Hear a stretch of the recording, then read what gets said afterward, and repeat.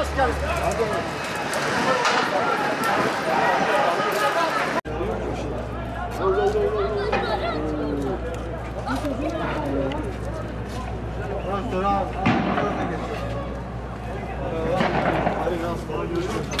Ya o çocuğa sınır ya.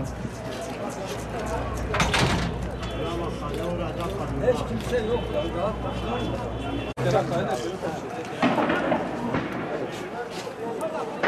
Hadi beş buradan.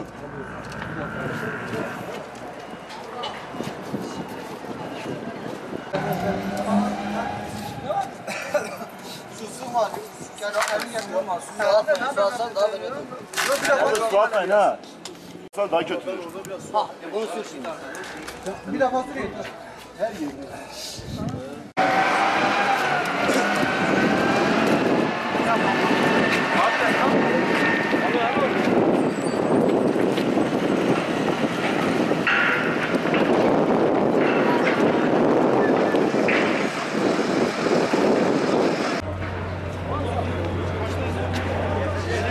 Bak çatı yaptın, çatı. Gel. Ne çarptı yapıyorsun? Kendi kendinize bir şey uydurmayın. Ben